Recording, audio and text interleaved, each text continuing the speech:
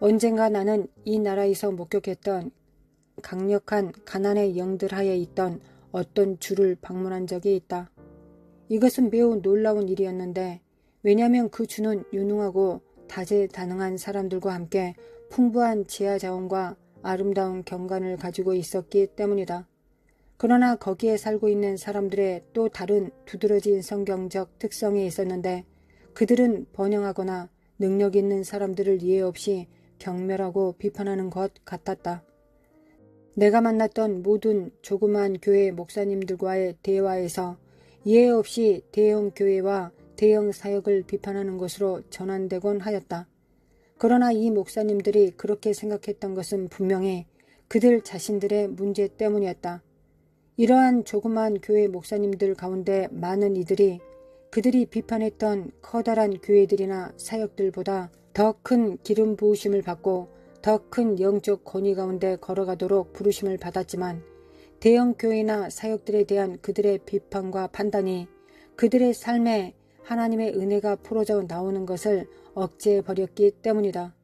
이런 경우는 더욱 가슴 아픈 일이다.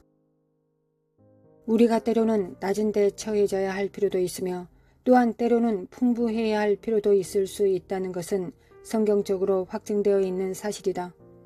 사도 바울은 때로는 심지어 굶주렸던 적도 있다고 외쳤다. 그리고 그는 우리가 만일 먹을 것과 입을 것이 있은즉 족한 줄로 알라고 우리에게 엄중하게 경고했다. 디모데전서 6장 8절.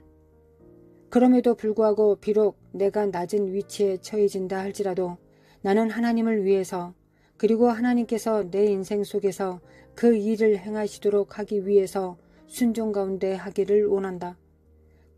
그러나 그 순종은 악한 가난의 영에게 굴복해서가 아니다. 나는 다른 사람들에 대한 악한 판단이나 비판으로 인해 가난의 멍에에 속박당하는 것을 정말이지 원하지 않는다. 많은 목사님들이 다른 하나님의 사람들이 돈을 가져가는 방법을 비판함으로써 자기 자신들과 목회하는 교회의 성도들에게 재정적인 가난의 멍에를 지우고 있다. 그들의 판단 때문에 그들은 심지어 정죄감을 느끼지 않고는 성경적인 헌금조차도 거두어들이지 못한다. 이사야 58장에서 말씀하고 있는 것처럼 어두움, 치유가 많이 일어나지 않는 것, 기도에 응답이 없는 것, 그리고 하나님의 영광이 부족한 것에 대한 근본적인 이유는 우리 자신의 비판의 영 때문이다. 특별한 영적 권위의 기름 부으심을 입고 있으면서도 영적 열매는 부족한 사람들 가운데 이것, 비판 또는 정죄가 언제나 그들의 삶에서 유력한 성품이 되어 있는 것처럼 보였다. 그들은 영향력을 얻어가고 있는 다른 사람들의 사역을 판단하고 비판했다. 그리하여 그들은 그 영역에서 하나님의 은혜로부터 스스로를 실추시켰던 것이다. 다른 사람이나 다른 사역들에 대한 우리의 비판은 우리에게 빈곤을 가져오게 한다. 죽고 사는 것이 혀의 권세에 달렸나니 혀를 쓰기 좋아하는 자는 그 열매를 먹으리라. 잠언 18장 21절.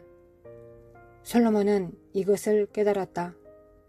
의인의 길은 돋는 햇볕 같아서 점점 빛나서 온만한 광명에 이르거니와 악인의 길은 어둠 같아서 그가 거쳐 넘어져도 그것이 무엇인지 깨닫지 못하느니라. 잠언 4장 18절부터 19절. 만일 우리가 의로움 가운데 걸어가고 있다면 우리는 점점 증가하는 빛 가운데서 걸어가게 될 것이다. 어둠 가운데서 비틀거리는 사람들은 그 어둠이 왜 임하게 되었는지 이유를 거의 알지 못한다. 그러나 비판적인 사람은 대개 자기 자신을 제외한 모든 사람들에게 비판적이다. 그렇기 때문에 그는 자기 자신의 문제들을 볼 수 없게 된다. 주님께서 말씀하셨듯이 그는 형제의 눈의 티를 찾기에 너무 바쁘기 때문에 자기 눈에 있는 커다란 들보를 볼 수 없는 것이다. 그리고 이것이 바로 그가 어둠에 처해지게 된 이유이다.